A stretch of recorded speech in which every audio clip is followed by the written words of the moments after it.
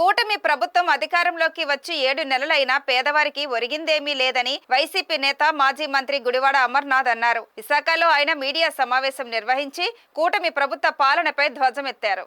ఈ సందర్భంగా గుడివాడ అమర్నాథ్ మాట్లాడుతూ కూటమి ప్రభుత్వం 7 నెలల్లో 1,12,000 కోట్ల రూపాయలు అప్పు చేసి ఆ భారాన్ని ప్రజలపై మోపిందని ఆరోపించారు. దీని ద్వారా పేదవారికి ఏ ప్రయోజనం చేకూరలేదన్నారు. ఈ మొత్తాన్ని అభివృద్ధి పథకాలకు కానీ సంక్షేమ పథకాలకు కానీ ఖర్చు చేయలేదని, ఈ డబ్బు ఏం చేశారో వెల్లడించాలని డిమాండ్ చేశారు. కూటమి ప్రభుత్వం చేస్తున్న తప్పులను కప్పుపుచ్చుకునేందుకు తమ అధినేత జగన్మోహన్ రెడ్డిపై నిందలు వేస్తున్నారని పేర్కొన్నారు.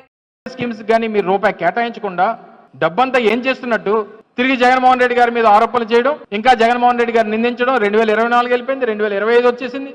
మరో 2 మాసాలు పోతే మార్చి 12 వచ్చేస్తే, మార్చి 16 వచ్చేస్తే ఎన్నికల నోటిఫికేషన్ వచ్చి సంవత్సరం అయిపోద్ది. ఇంకో 2 నెలలు పోతే అంటే ఇంకా సంవత్సరం అయిపోయినా ఇంకా అలాగా ఇంకా జగన్మోహన్ రెడ్డి గారు జగన్ నామ స్మరణం.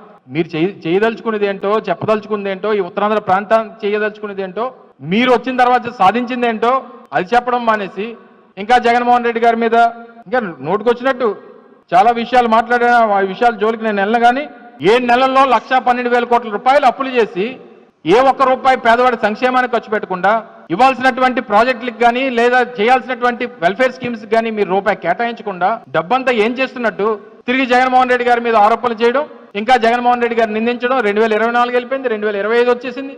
ఈ రైల్వే జోను, ఈ bulk drug park, green hydrogen hub ఇవన్నీ కూడా జగన్మోహన్ రెడ్డి గారి హయాంలో చేసినటువంటి దానికి మీరు చప్పట్లు కొట్టి